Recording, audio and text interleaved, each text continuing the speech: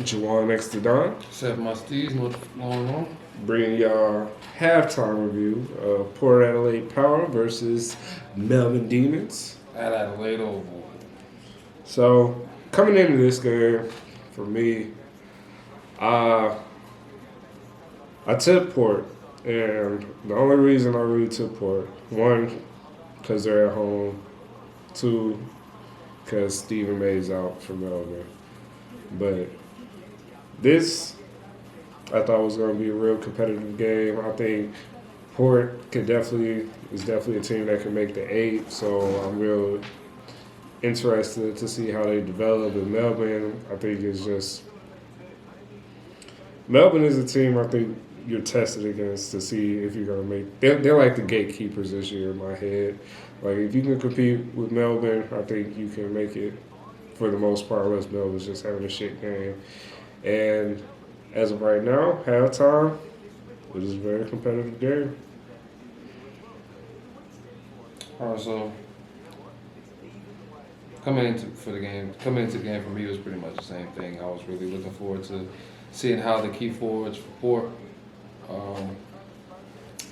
play with injured Jake Lever and Stephen May, who's not in the game, considering he's injured as well, but he's not out there on the field. So the absence of him, it will be interesting. I was looking forward to seeing how that was going to go. And that's really the main thing for me coming in. Port been playing pretty good this season. I did expect it to be a competitive game as well, considering both teams make the 8. Both teams have the potential to be top 4, given the list that they have. Yeah. Yeah. So far in this half of footy, it's really just been the midfield battle. I think both teams are taking, having good possessions within their forward 50s.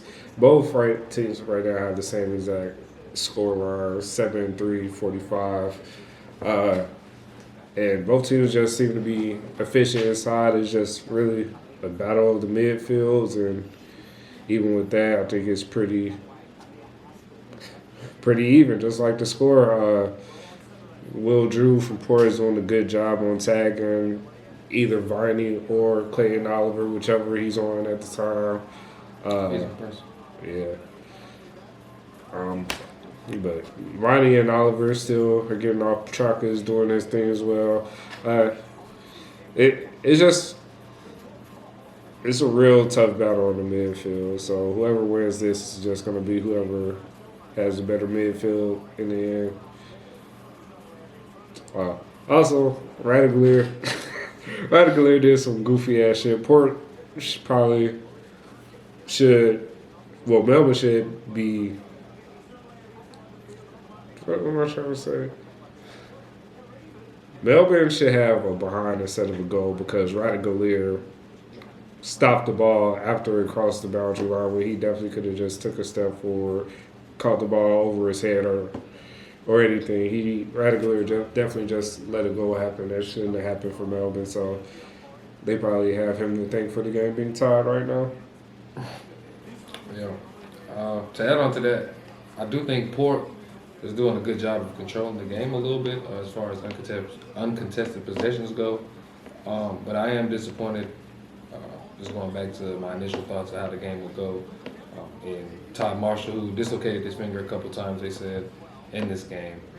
So he's been off and on and not making as big impact as, for my liking. And Charlie Dixon is making his impact here and there, but I would expect them to, or Finlayson, since they have the 3 of them. 3 of them are capable of scoring in bunches at any time, and none of them are really doing that. So credit to Max Gawn as well. He's doing very good defensively, pushing back to support the defense. And Melbourne just is well structured, bro. It's very tough to crack that defense, and not many teams could do it.